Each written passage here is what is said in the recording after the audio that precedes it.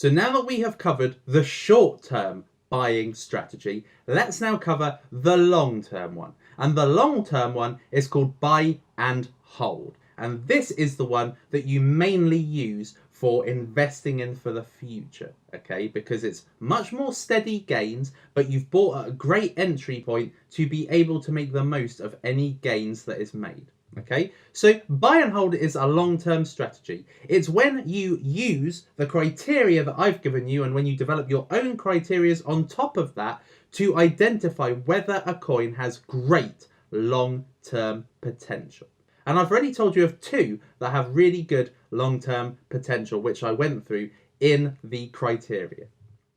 Now, these are coins and communities within the coin that you have an affinity with, you relate to, you can stay in for the long term, okay? And that is what I tried to basically drum home to you going through the criteria. You've got to look carefully at the community and at the coin, and if that has a personal affinity with you. Now, Steem is a social network. I love the social network behind Steem, the community behind Steem as well. Digibyte, I have a YouTube channel dedicated to Minecraft, so Digibyte has an affinity with me. Okay, so you've got to have an affinity with it in order to be able to stick with it for the long term. Okay, and then there's some market news that shows there is some long-term prosperity of it. Or at the very least, you can see there is some longevity in the prosperousness of a coin. Okay, and Steem is a perfect example of that. And then you can stick with that coin during the falls and the crashes.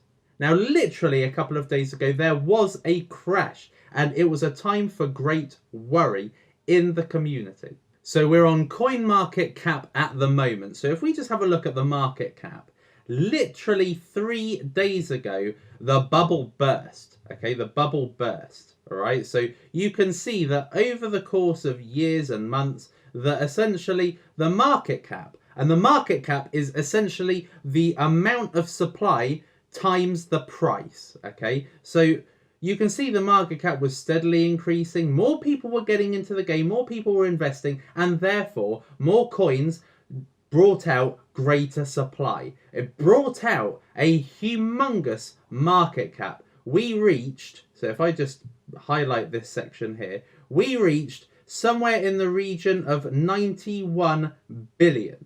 The market cap was 91 billion. Okay, 91 billions worth of market out there.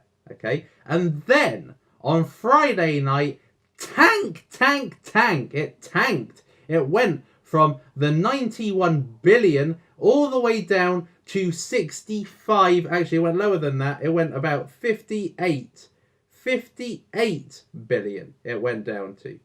Okay, 58 billion. So essentially what happened is we had the value of the market go down by 33 billion. Okay, and what happened is people were queuing to sell their stock. They wanted out. They saw that people were selling their stock. They were getting rid of it. Okay, and then people panicked and the prices went right down. The prices went right down for a load of stocks. So let me just show you an example. If I just show you Doge. Doge is like a joke coin I've been telling you about in this course. So if you have a look, you can see that Doge was going spectacularly high. It reached a real high of, 0.003 of a dollar, and then it just tanked. Okay, it tanked in value. It tanked right here to 0.001. And this was the immediate aftermath. From Thursday, Friday, it was prosperous, and then it just went down. Okay, now people would see that kind of movement on their coin and think, I've lost it all. Now, for me personally, I lost 50% of my portfolio value at this period. And since then, I have gained it because this is a great price. This is a great time to buy. However, what I said to people on YouTube is don't sell your coins. okay? Because you have the crashes, you have the blips, you have the corrections, okay? Essentially, sometimes a coin corrects itself. If the value goes way higher than the market believes it should be, then what happens is people just start selling, they panic sell, and then it makes the price completely drop, and then it goes back up to what it should be, okay? To what it should be. And so these corrections, these blips, these crashes, they cause the value to go down, and it can encourage people to just panic sell, okay? You've got to have enough faith in your coin to be able to ride these falls, okay? So if you have a pump and dump scenario, you dump it, okay? But if you have a long-term scenario, you keep it. A lot of people would have bought up here and sold down here because they are too weak to be able to hold on to the stock. They're too weak because they think, oh God, I've lost a load of money. Sell it now before I make a humongous loss. And a lot of people sold here. And then what happened is that the price went up and people probably regretted their decision. Okay, so you've got to be able to, and this will test your buy and hold metal. This will test your resilience. Okay, can you keep all of your currencies and not sell? I didn't sell a coin. I didn't sell one coin because the cryptocurrencies I was investing in at the time, or am still investing in, are long term. I want to realize the long term potential of these coins: Steem, Digibyte, Blitzcoin, and Stratis, which I've gone through in this course. Okay, so let me just go and show you Stratis. Okay, so I bought Stratis at an obscenely low price. Okay, I bought Stratis around about, it was around about here I bought Stratis. I bought Stratis at $1.21 and I stocked up. And now look, it is worth $6. Okay, now it had that blip the other day. It had that blip. It went up to, $3.50, and then it went back down, and it allowed people to get into the market and people to essentially buy it because they'd seen that it was rising quite nicely, and then people got back into the market, and then boom, up to $6, double what it was the other day. Yet, if I had sold at this point, I wouldn't have realized 6 times the value of my stock. Stratis is one of my top performing coins at the moment. Okay, let me show you another one. Blitzcash, which you've seen me buying in this course. Okay, Blitzcash has also gone right up. I mean, you can see a little bit of a minus there. But let me just show you Blitzcash. Okay, Blitzcash, you saw I bought the other day. I bought it around about 24th. Yeah, around about here. 30 cents. Okay, 30 cents I bought Blitzcash at. And at its peak, it has gotten up to, it got up to $1.26. $1.26. Okay, so look at that. Amazing gains that were made. Now, it has since fallen. I have every confidence this is going to go back up. But this is a period where I get tested. It's a period where I see, right, look at this. Amazing. It was very, very low. It had gone spectacularly high up, and then it went down again. Okay, now this is the time where it tests your metal. I bought this obscenely cheaply as it was. I bought this obscenely cheaply. And I managed to make some very good money, and I'm staying invested in it so that I can ride the long-term wave. Okay, now this may go down, right down, and I've lost. However, sometimes you lose, sometimes you win. You can't win all of the time, okay? However, I have knowledge that tells me that this coin is going to stay being prosperous. I bought this when it was 15028, and look at it now. It is 3 times its value still. Okay, 3 times its value still. So it's amazing when you stay buying and holding, because you can realize the long-term potential of a stock.